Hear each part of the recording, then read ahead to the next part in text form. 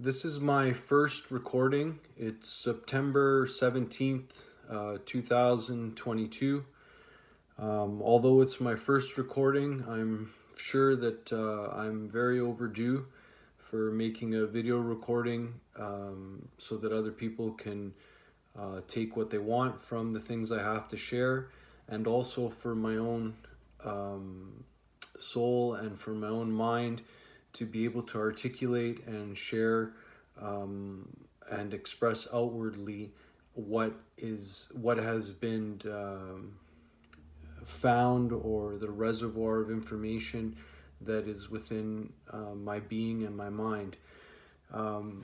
If any of you know me from my younger years, I didn't come into meditation, philosophy, or psychology, or spirituality, or altered states of consciousness. And I didn't come into it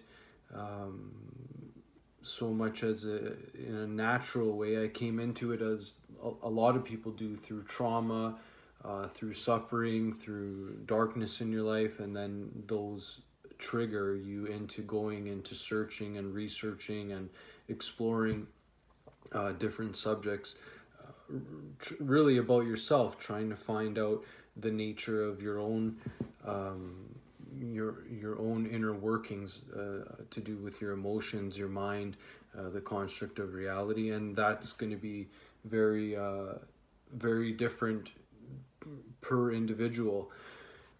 Now, as my first video, I really don't know where to start, and I have no premeditated idea, but because I have so much in my mind that I wish to share. But I will start with language, because I'm using language to share this video, which is an articulation of sounds that is passing symbols from my mind to your mind, and you receiving those symbols and then processing what they mean to you. And I find that this is of utmost importance because it's not even taught to children, and most adults don't even understand this, that we use language.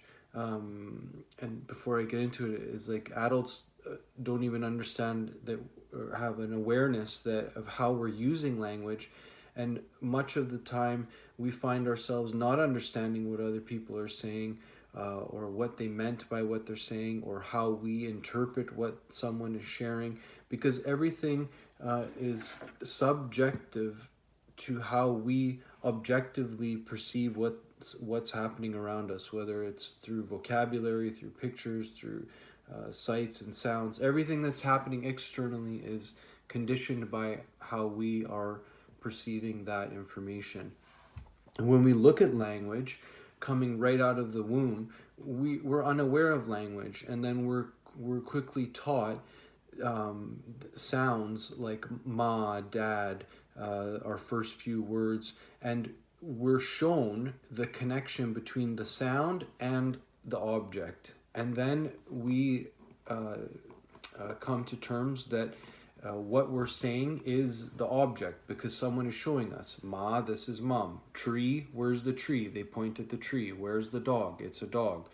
Now, when we get into the context of full vocabulary of any given language, we're talking about someone using symbolically the words within their memory to share symbols of articulation. Okay, so what is articulation? As you hear articulation, then it goes into your memory of what it means symbolically, is the expression of the words, or it could be colors, or the expression in general of one being expressing to another is a given articulation. That's one small example. But when we're looking at language and how it falls short on expressing very complex subjects that are interwoven and go across not only time and space, but in multidimensional realities, we're very limited by using symbols and words. Like to go right out the gate to use the word God, that in itself is again subjective and determined by the individual who's expressing it, because they're going to be conditioned, and that word is going to be understood and used in relation to what it means to the individual. It is the same way as bark is on the tree or bark is happening with the dog. It's subjective to the person who is using it. And when we use the word God, it's one of the most I would say manipulated or abused words, because there's no actual way to define what that word actually means, and that's maybe very dangerous at this point to get into the big 3-letter word. But as I'm going to be using and are using words and the English language to share, it's very important to express that the way that language works is that we are passing symbols with the memory of other symbols that we have in our mind. The sun, the rain. We have these words that are connected to images of the rain, of the sun, of tall, of big, of hot, of cold. It's all symbolically words being used to describe a story or a picture or to share an impression or a feeling. And so that's also why when we read a book, we could read a book 10 years ago and have a totally different perspective, understanding, and impression or experience with a piece of literature or article than we will now. Because as we grow and experience more within this plane of reality, this existence, we develop more and more of a wider bandwidth of impressions, experiences, memories that build upon our ability to digest and integrate what someone else is trying to express. And that is why you may read something of a philosophical nature that will make absolutely no sense to you, and then later in life you may read it and you'll say, I have an awareness of what the author was or the writer was trying to convey through that philosophical perspective. That's how the language works. And now, not to veer into that subject for long, it's just something that needs to be made very important, and also that we give each other more room in our lives to actually have discussions without people getting frustrated or wanting to cut the conversation short or not leaving room for an open conversation, because we have to give each other room, because we're only using what we have in that given moment to express in a lot of times what is so deep or what is so hard to even find words for, and we're just doing the best we can to articulate in a way that can convey what we're feeling or what we've experienced or what we want to share the best we can. And so that's my first point, is to do with the language. Now, my second point is to share with people so that there can be a sense of awakening within their consciousness to where they are in time and space, and who they are within the expression of consciousness. And now I'll start with, where are we? And now through common, the common pretense would be that we're on Earth, and it's a planet, and we're in the Milky Way galaxy. And then, you open to debate whether the planet is round or flat and in between, and that's not my point in the conversation at this point at this place. What is important is for people to understand what I would like to convey, not for people to understand what I would like to share, and then what it's entirely up to each individual to do as you wish with what I feel I would like to share, is that our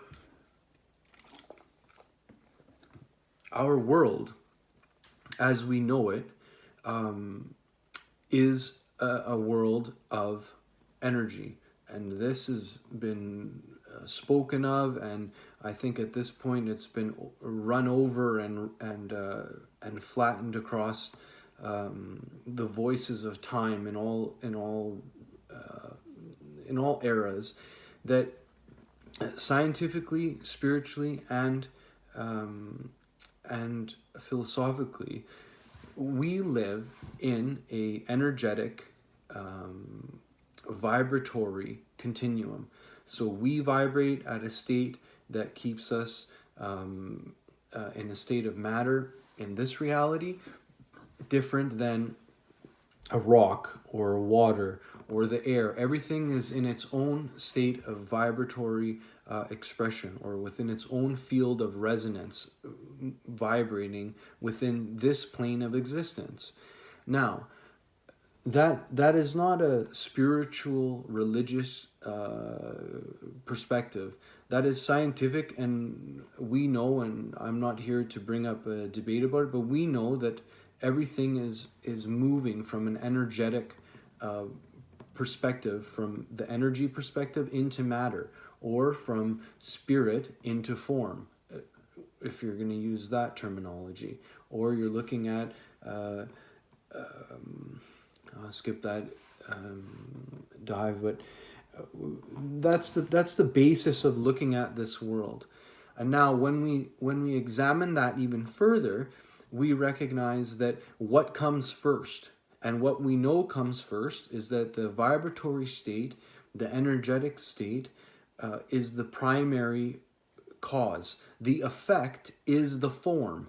So the vibratory state of what we experience around us is the first thing that we'll experience, or that is not will experience, but that is present. Then the manifestation comes second as form. So our reality, as we call it Earth, is an energetic vibratory continuum. And when we take the time to realize what that is, that will, with time and with the proper analysis, and whether it's through meditation or contemplation or scientific introspection, it doesn't matter how you get to it, you will realize and come to the reality, the truth, that we live in what can be called a dream field.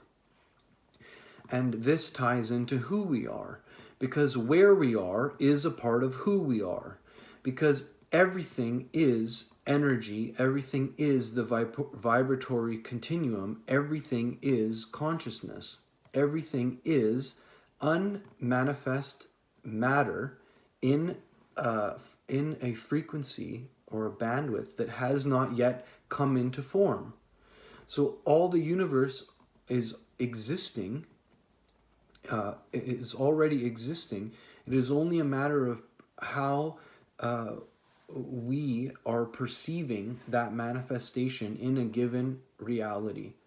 And not to make it confusing, but to keep it in more of a simple train of thought, we ourselves are we are experiencing an inward reality as an external experience.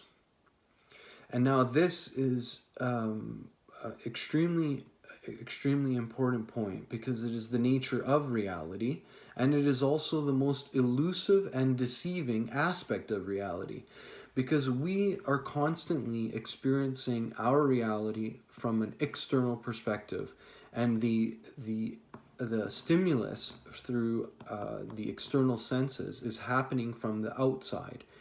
But no matter how you get to the conclusion, one will quickly realize when they come to it that we are the consciousness, the vibratory continuum that is expressing the field around us, and then we are instantaneously experiencing that field.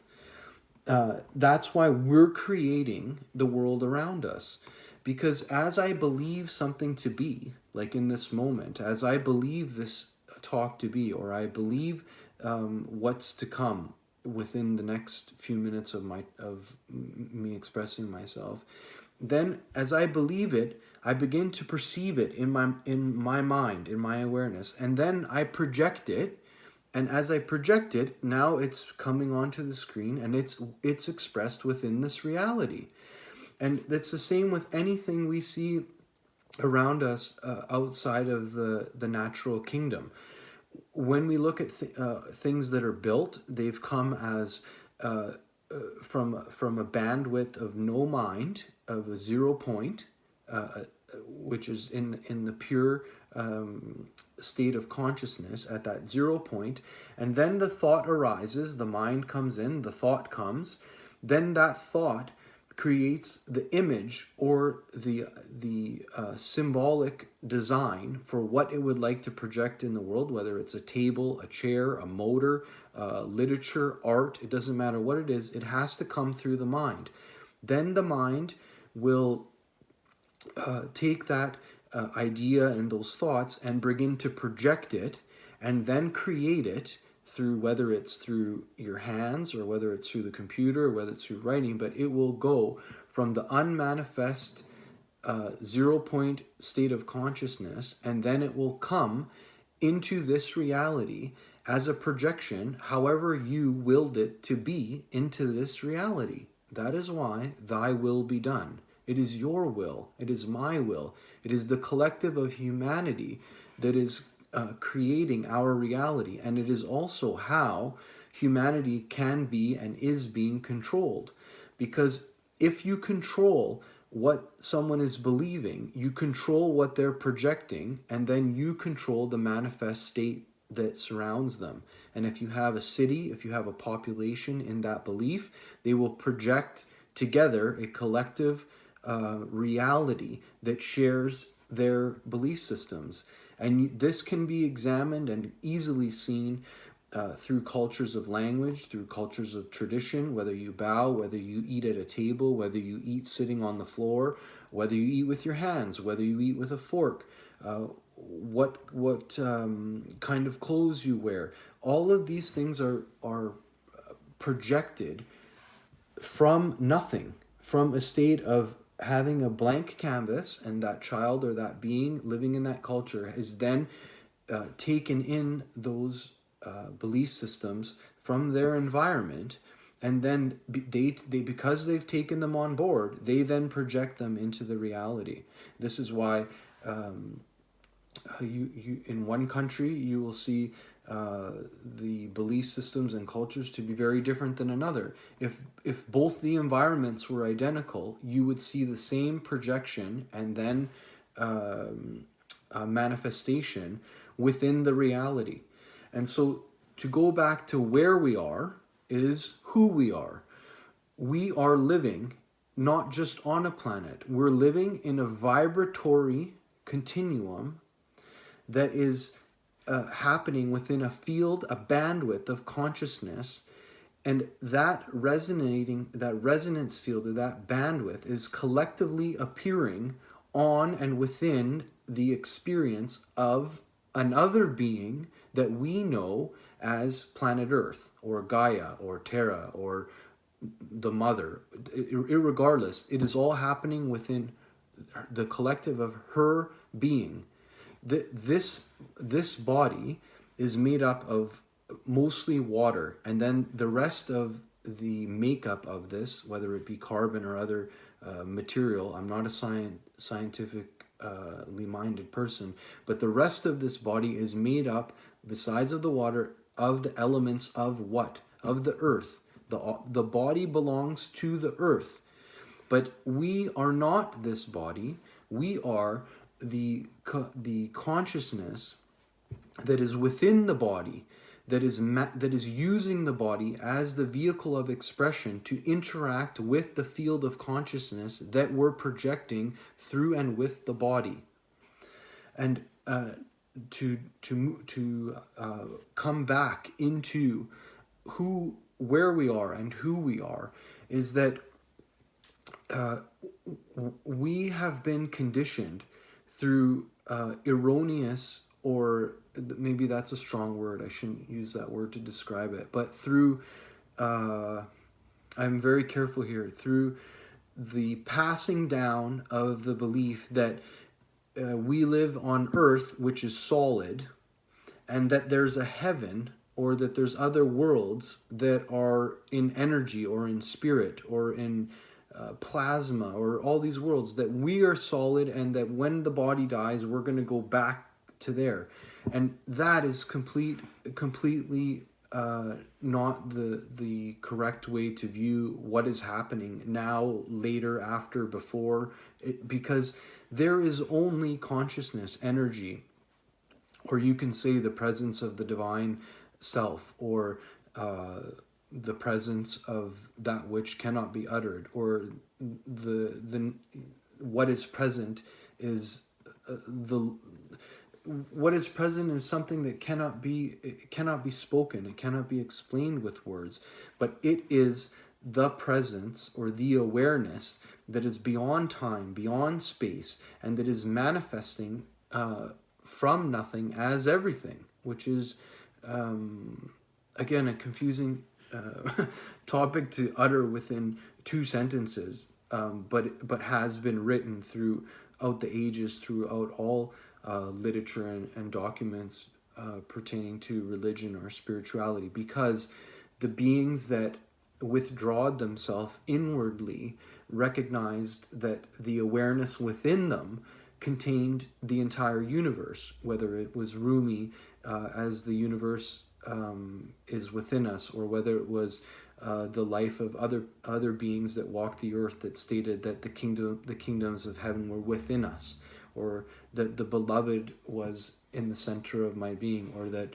within Eastern traditions that the self, the true self, Brahman or Brahma, was within the center of my being, and that as I dwell within, that I find in my heart that all life exists within this self, not the self of my name, who I was given when I was born, but who I find alive within me. And that is now kind of interlacing religion and philosophy, and passed down through the ages into where I've come to in this dialogue. But when I say of who we are, is describing who our true nature is, and where we are is interwoven into that, to come back to the physicality and spirituality, because it's been passed around the world, and it permeates the collective, that we live a physical life on earth, and then when my physical life is over, I will go to heaven, or I will go to another dimension, or I will go to a spirit world, or I will go to another plane or another planet, or I'll connect with my star family again. And that may be true to an extent, but it's not bringing into truth who and what we are right now, because who and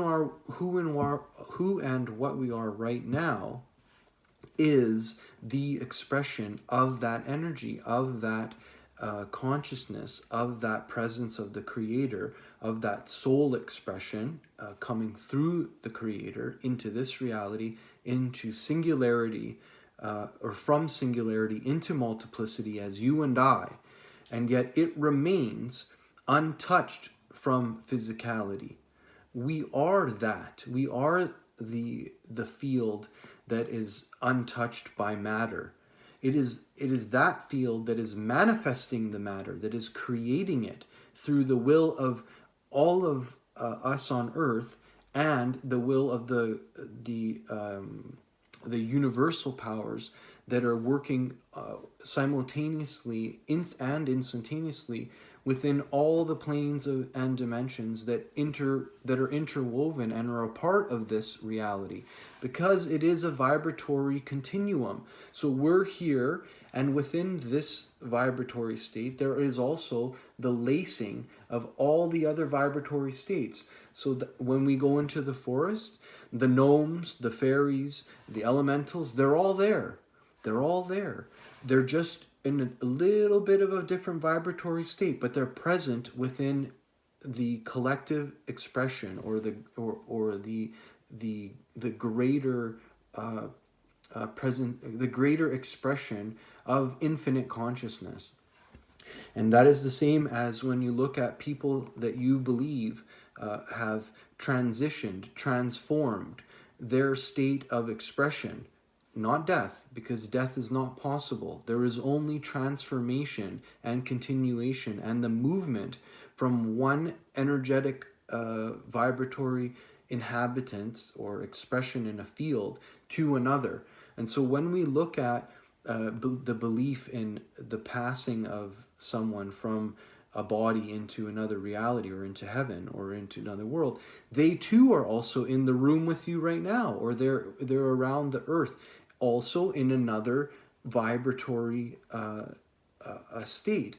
So what I'm trying to convey, that is very complex in a short amount of time, is that who and what we are is inherently where we are and what we are. It's only a matter of the tuning, or the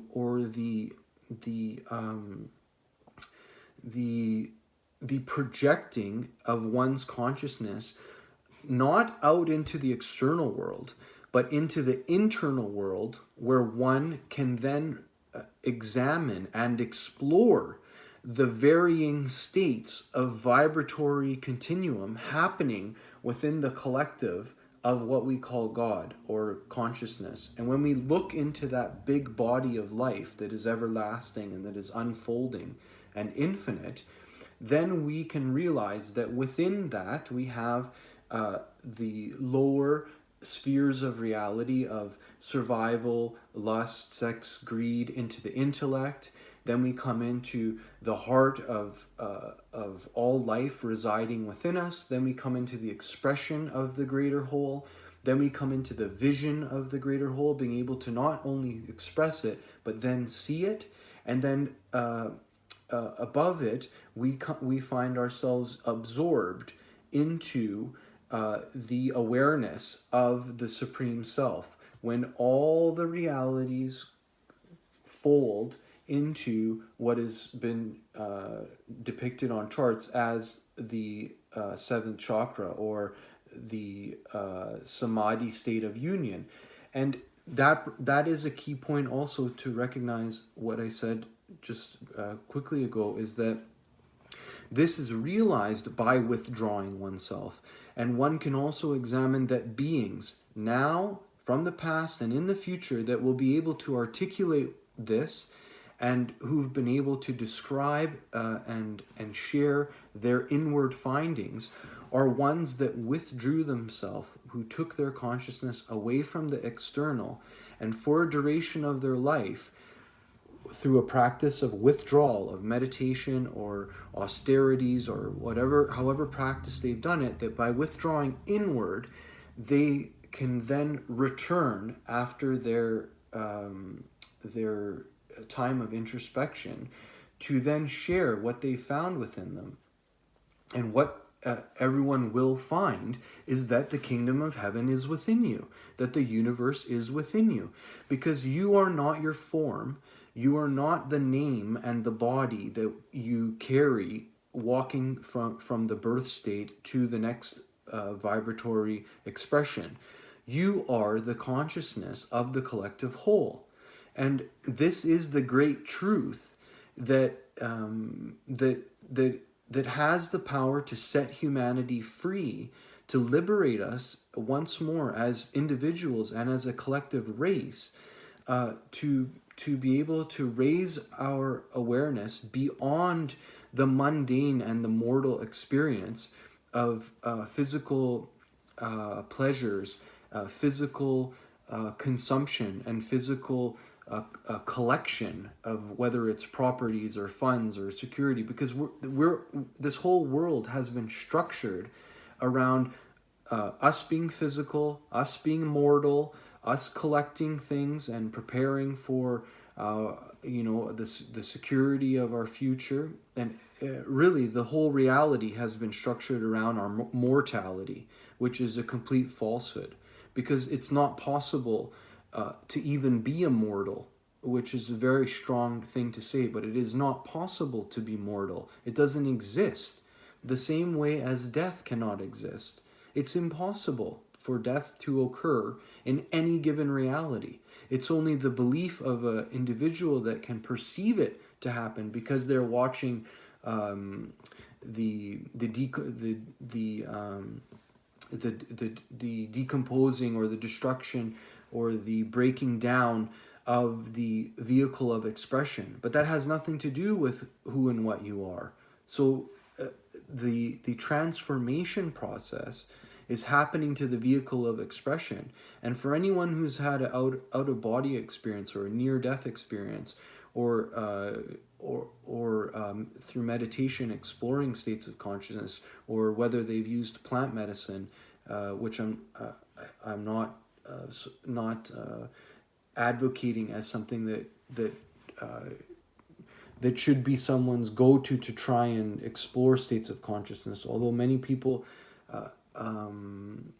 use it to explore states of consciousness. I do strongly at this point would share that if the psyche is not prepared with wisdom and intelligence to decipher the symbolic experiences that will happen on psychedelics or plant medicine, then one can be traumatized, or one can not be able to cope with the opening of the multidimensional experience of who and what we are, and one can go into a state of mental illness, or not being able to cope with the multiple realities all functioning within oneself. And this has happened with many people that did acid, who may have been successful in realizing that they were the universe, but however were not successful of integrating that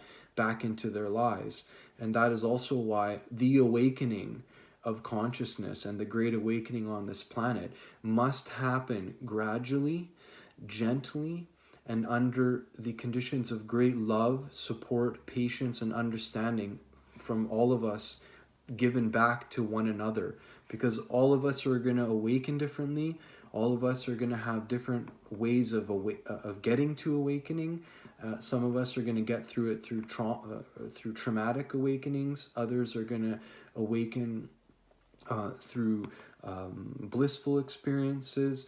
Some are going to get through it through have awakenings through religious practices. Others are going to have it through scientific. There's no right way to awaken, but the once awakened, the reality within the awakened state remains the same, because there is only one truth. There is only one permeating consciousness or awareness or energetic field, or the field of consciousness that is projecting you and I, and all of the universe. And this can be easily recognized within Zen Buddhism or in Dzogchen Buddhism as the void, and that all things, that once the mind has been stilled, and once one's entered into that inner zero point, you enter the void. And now it seems ridiculous to the intellect to say that the whole universe is happening from a void, but that is precisely what's happening. If you examine your own thoughts and keep examining them, you will find that they will return, your thoughts will return back to a zero point of no more thinking. And then you recognize that from that space of zero point consciousness or awareness, then the reality is being projected into the manifest world from nothing. And that is how consciousness is working. The whole universe is being unfolded from itself.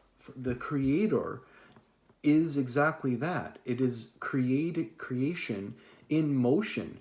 And we are not aspects that are cut off from that expression. We are that expression. We are, and all beings on all dimensions and all planes of existence and all life forms are the expressions coming out of the life of the Creator, the life of God, the void, coming out of that luminous light, that reality that cannot be spoken of, that's pouring out and that lives within the heart of all of us. From that center point, the whole universe is unflowering. Your whole life is unflowering. And we are unfolding this world together as a collective. And so to turn back, and I could try and come in at so many angles to articulate the vast subject that has been tried, that's been tackled and tugged with since the beginning of recorded time, is the great mystery. And even to the beings within other realities, they don't know the great mystery, but they come to understand their relationship with it. They come to know that I am one with the Father. They come to know that the universe is within me, and that it's not an external happening, it's an internal unfolding that's happening for us and to us. And that is why we have the power to project into our life how we feel. And this is why you see children that are in impoverished conditions, but they have blissful smiles on their face. And then you see children that are in developed situations with many resources, and you see frustration, anger, sadness, discontentment, because it's not the external that's creating the experience. It's the internal. It's the internal that is projecting and then perceiving the external. So irregardless of what the external conditions are like, if we have become into a habitual state of neurotic or negative tendencies of projection, it doesn't matter how great everything is around you, you won't experience that. You will experience the projection. Now, to bring back something in that's within within my void that's coming out into a shared experience, is that we as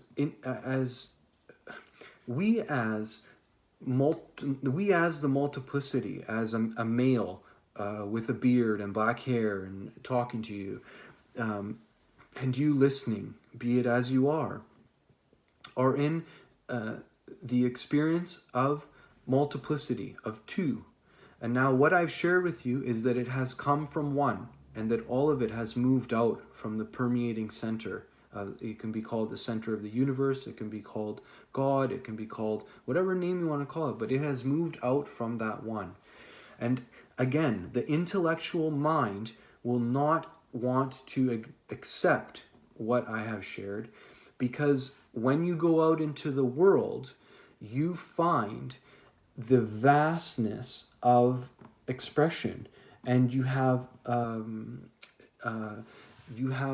the clashing of people's energies, of whether some people are happy, joyous, sad, anxious, angry. We have the mixing of the energies that we interact with in the life around us.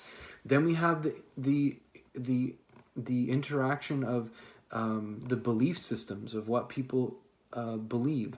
Then we have the expressions of what people do, and what they find fascinating, or what they find of interest in their life, and where they invest their energy and time. And so as soon as we go out into the world, it's this huge smorgasbord of different realities.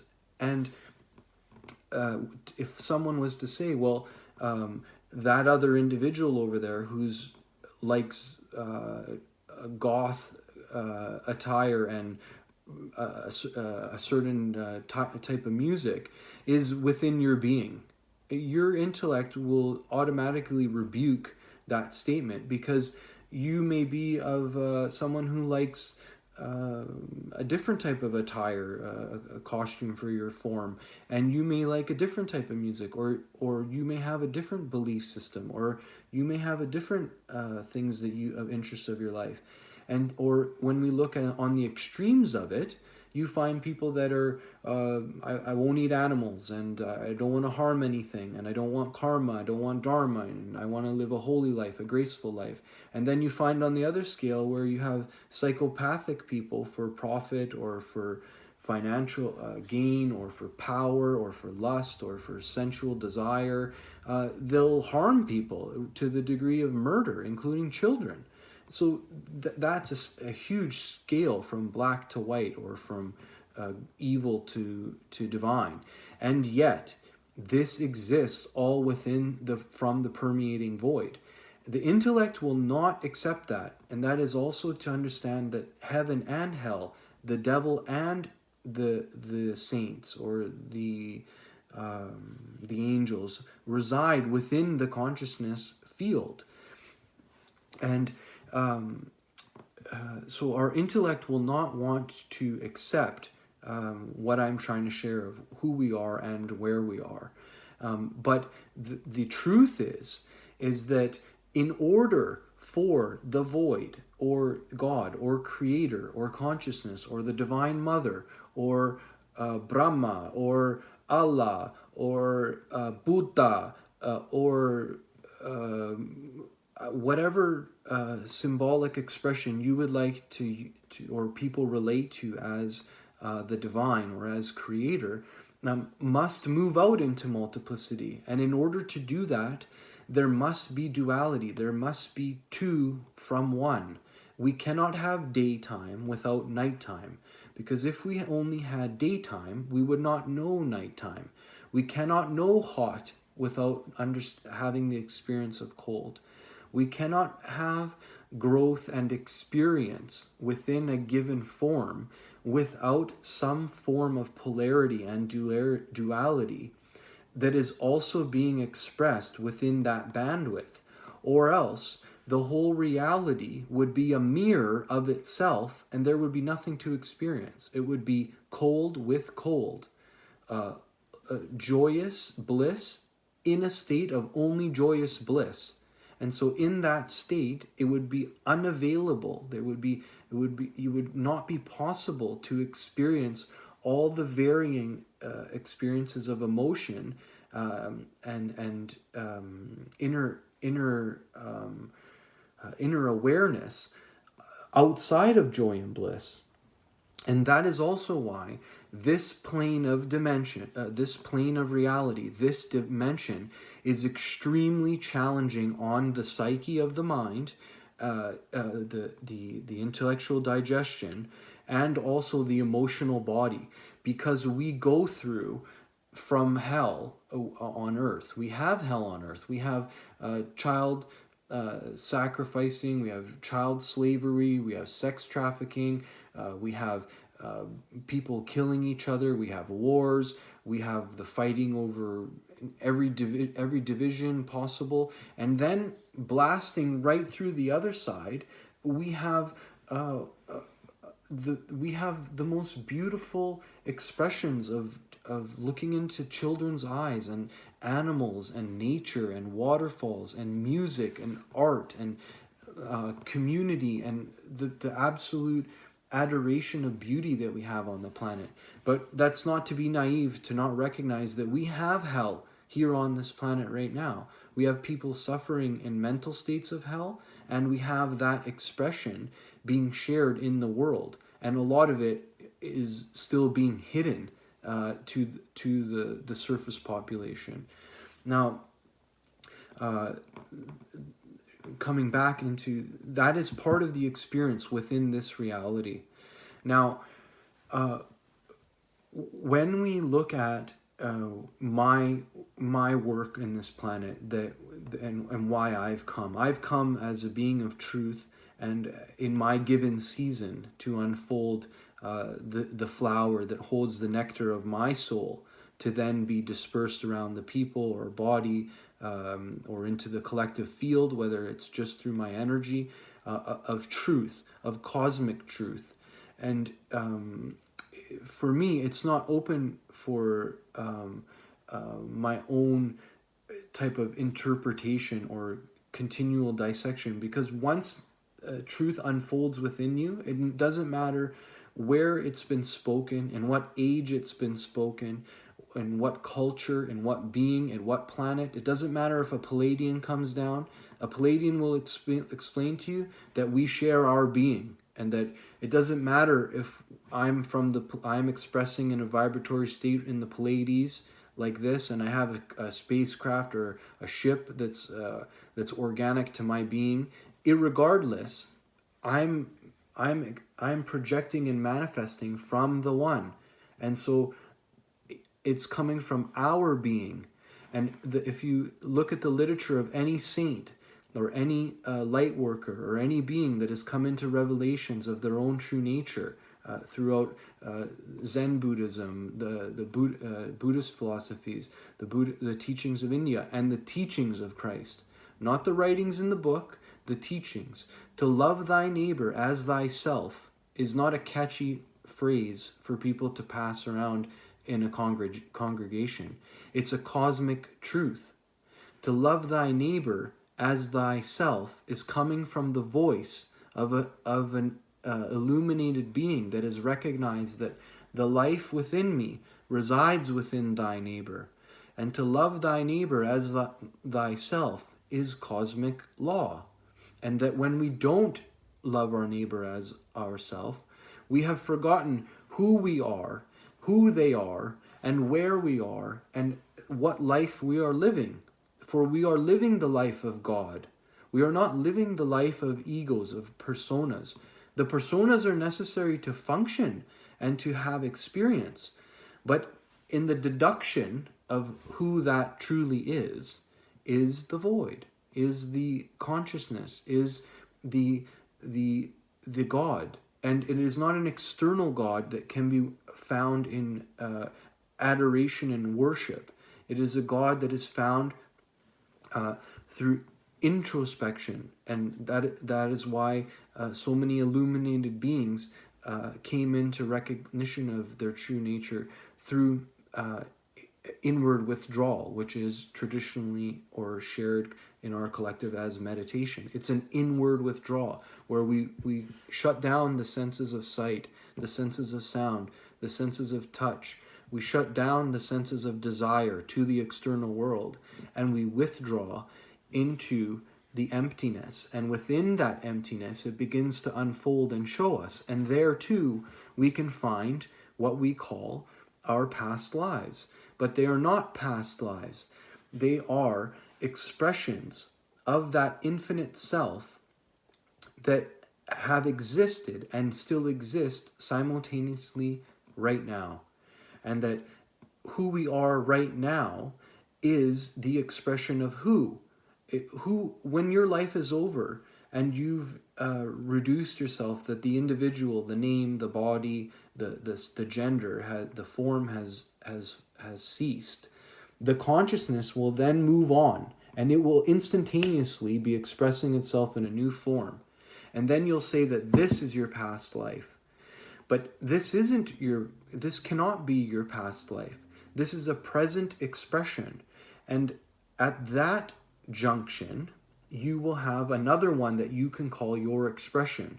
And this is why I would say it is the Creator, it is God, that goes into the wardrobe of infinity, of infinite form, and then comes back out and produces the expression then used to interact with the field that it is then projecting. So the consciousness can move and be a Syrian, or be an Octurian, or be an Andromedan, or it could be a Mantid, or it could be a Draconian, or it could be some other being, or it could be a gnome, or it can be, it doesn't matter. It's unlimited to its potential. It is infinite in its creation and expression. And that's exactly who you and I truly are, because our potential to create and express is infinite, and our life does not end, because it is the life that is shared with Creator, as Creator in expression. We are the universe manifesting itself for its own experience of expression and experience. Without it expressing itself outwardly, it cannot be experienced. Without the universe, or the Creator or God expressing itself outward, we cannot, or the Creator, our consciousness, would not be able to experience. Our consciousness has to continually be pressing out into dimensions and into planes of experience, and that's unfolding into eternity. And that is why, for anyone, whether it's in this reality or you talk to an ascended being, they will say, we revel in the life of my divine self. I revel in the life of God. And that if they show you their true self, any ascended being, and they appear to you, they may appear to you as a male, they may appear to you as a star being, but if they open up their heart and show you who they are, it will be an identical mirror of what's in your heart, and it will be the light of God. It will be the truth of eternal, everlasting life that lives in the center of all of us, because it is the spark of our divinity that is shared across the multiverse. Now, to dovetail into a subject that is highly debatable to most minds, but not understood by the collective many, is that because we have moved out into this multiplicity, within this reality having such the breadth of evil and light, or good and evil existing simultaneously within this reality, we are subject to the sea of consciousness within this field. And now what I would like to share about that means is that the common people don't believe that they're being affected or influenced by negative entities or energies that are within the sea of consciousness in this plane of dimension, in this reality that we call Earth, which is only a vibratory projected dream field of consciousness. And it can be dissolved and reprojected like that. In the same way that when you enter a dream, when you're in that dream, you can touch, you can taste, you can feel, you can sense, you can have joyous experiences, you can have fearful ones, you can have pleasurable ones, you can have desirable. In that dream state, that reality is real. The only reason it's no longer real is because your consciousness then awakens into another body of experience and exploration that's in your bed, or lying down on a sofa, or wherever you awaken to. Without that awakening state, your dream would remain real as you perceive and most perceive this reality now to be real, and the only real reality that is existing.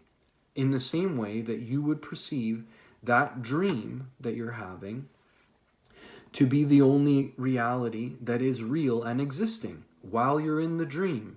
But as soon as you awaken, and it's a key word, awaken, the great awakening, as soon as you awaken, you then become the dream walker.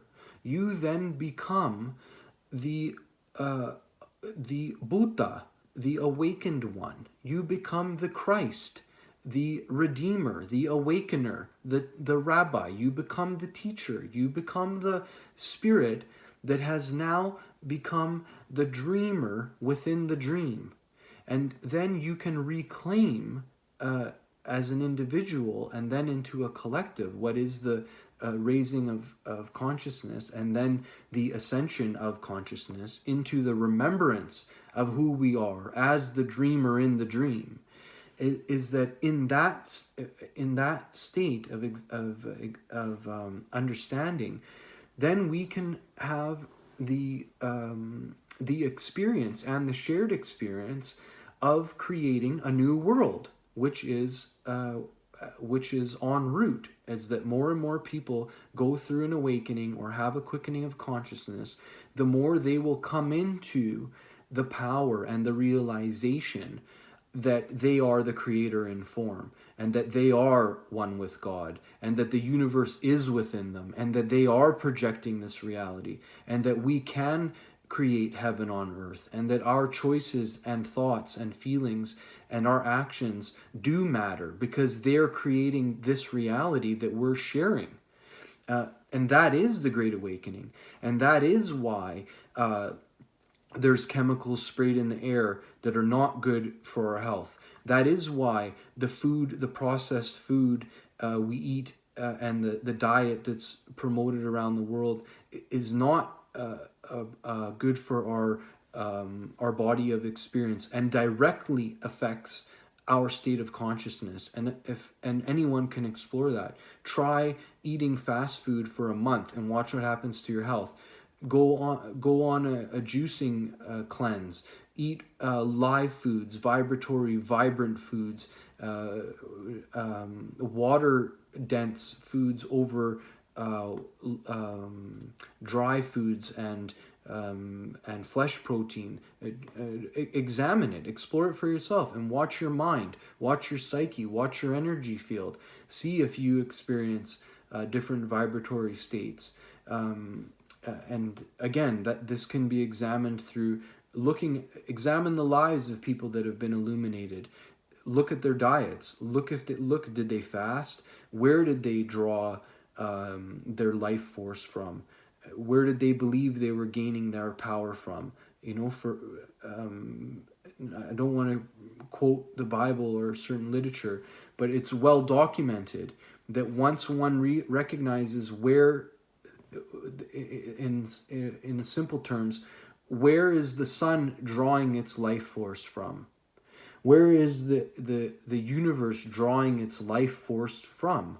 If you bring your consciousness into that center point, then you come into the state of beings that no longer consumed food, because they were consuming from the essence of their true nature. And that is not done through an intellectual understanding of just saying, oh yeah, I understand it, now I'm going to go try it. If the soul and the experience of expression has not integrated that as a reality, you will starve, and you will dissolve the vehicle of expression. But if the inhabitant has come to the full illumination of that state, then that inhabitant may manifest from their projected belief system into their reality that they don't no longer need food. And this is why you have the conjunction with the evolution of consciousness and the raising of consciousness. You have the changing of the diet and going into fruits and vegetables, vegetarian diet, going into liquid-based, and then going into light. If you were to speak to an angel or a being from another dimension and ask them what fast food restaurant they went to today, you would realize how ridiculous that question would be to even impose upon them, because they have transcended the desire and the need and the belief that they need to consume external objects in order to sustain their eternal life, because they have come into the realization that they are eternal beings with the shared life of God, of the Creator. And in that state, they are self-manifesting themselves and can project themselves where they want and whenever they want. And if you talk to an ascended being and you say, where are you? The correct answer is, they are everywhere. They are omnipotent and omnipresent as the reflection of who and what